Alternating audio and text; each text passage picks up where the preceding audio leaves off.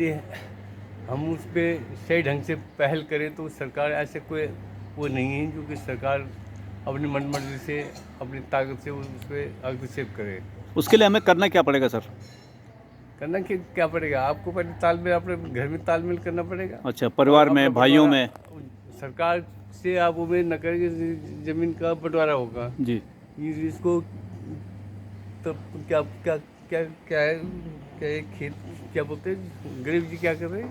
चकबंदी। चकबंदी जो बात करे, सरकार चकबंदी नहीं कर पाएगी। सरकार पर इतना बजट है ही नहीं जो इसकी चकबंदी कर सके। हमको चकबंदी स्वयं आपको भाइयों से, अपने परिवारों से, अपने गांव से अपना तालमेल मिला के ही उसको चकबंदी के रूप में हम हिस्सा, अपने ज़मीन का हिस्सा करें जी क्योंकि गोल खाते में 10 परिवार है जी 600 नाली ज़मीन है उसमें।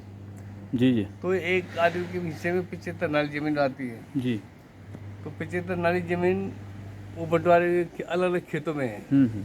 मच्छर बांटे में कोई खेत का, कोई खेत का, इस हिसाब से उसको 75 नाली ज़मीन आगे गई है जी। लेकिन वो 75 नाली ज़मीन एक जगह में कहीं भी क्योंकि ज़मीन बंजर पड़ी, नाप खेत तब था जो खेत चालू होता, खेत में कोई वो होता, उपजाऊ होती ज़मीन तो पता लगता कि ये खेत फलाने खेत। आज कुछ खेत का ज़मीन का नाग नक्शे का कोई पता नहीं चले जी। इसलिए रिकॉर्ड के हिसाब से वो 75 नाली चेक कहीं भी को इक्वायर कर ले जी।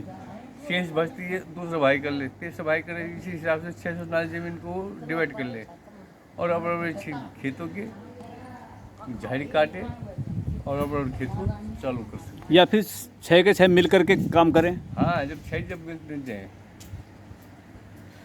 तो सरकार को, जब लोगों को, गांव वालों को ज़मीन बचाने का यही तरीका है कि अपने खेतों को झाड़ी काटें, आबाद करें उन्हें। सब मिल करके, अगर सरकार कहीं पटवारी या प्रशासन डरा धमका रहा है कि भाई ये सरकार के कब्जे में जाएगी, न सरकार न पटवारी धमका रहा है न जंगलात धमका रहे, हम खुद आपस में भयभीत हो रहे, आपस में भयभीत हो रखे हैं।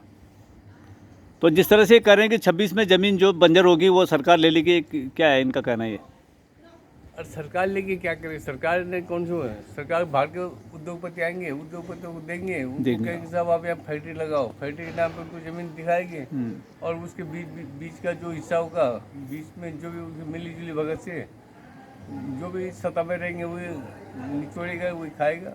तो कुल मिलाकर ये है कि लोग अपनी ज़मीनों का पूरा रिकॉर्ड निकालें। भाई हर के पास रिकॉर्ड है, हर एक का रिकॉर्ड बना हुआ है। मैंने आपको बताया 10 आदमी की ज़मीन है और 600 नाली ज़मीन है। हाँ, तो प्रत्येक के पास खतौनी पड़ी हुई है। खतौनी पड़ी हुई है। वो खतौनी में उसके जो है 75 नाली ज़मीन है। जी जी। वो 75 नाली ज़मीन कहीं भी इक्वायर कर सकता है जी। और उसको इक्वायर करने के बाद वो उससे संचालित करे। उसके बाद जिसको टाइम लगे दूसरा भाई आए, दूसरा भाई 75 नाली के जहाँ पे इक्वायर करे जब वहाँ बचते हैं, जैसे जैसे बचती ज़मीन बचती जाती है वैसे लास्ट में जो ज़मीन बची वो लास्ट वाले भाई के पास रहेगी। तो ये हमें ठाकुर सुंदर सिंह चौहान जी ने बताया कि उत्तराखंड पहाड़ों में जो गाँव में ज़मीन है, उस ज़मीन को सुरक्षित करने के लिए जो गोल खाते की ज़मीन है उसमें जितने परिवार हैं सब उस ज़मीन का रिकॉर्ड निकालें।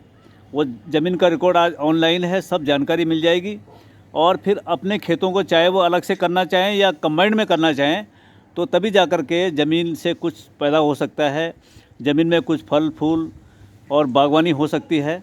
तो ज़रूरी है कि अपने खेतों की तरफ उत्तराखंडी लोग जो हैं देखें, आएँ और जानकारी लें। और जब जानकारी नहीं लेंगे, लापरवाही करेंगे तो फिर सरकार किसी न किसी रूप में कानून का भय दिखा करके उन ज़मीनों को बाहरी लोगों को, जो उद्योग लगाने वाले बाहर से आएंगे, उन लोगों को दे देगी। तो ज़रूरी है कि कानूनी जानकारी भी लोगों को पूरी हासिल करनी चाहिए। किसी अच्छे राजस्व के वकील से और जानकार लोगों से अपनी ज़मीनों का पूरा रिकॉर्ड सही निकलवाएं, कितने परिवार उसमें हैं, और उसी हिसाब से उसमें खेती करें। कंबाइंड खेती कर सकते हैं, अलग अलग भी कर सकते हैं, लेकिन उन खेतों को आबाद करना आज बहुत ज़रूरी है। सर, आपने हमें बहुत अच्छी जानकारी दी है, आपका धन्यवाद, साधुवाद। धन्यवाद। अब लोग आए तो सही, आना नहीं चाह रहा कोई, लड़ने के लिए आ रहा हूँ गांव में, लड़ाई करने के लिए। अगर किसी ने किसी के खेत में रोड से लगे मौजे लेने आएगी, मेरा भी बस बनता है। कुछ नहीं बात।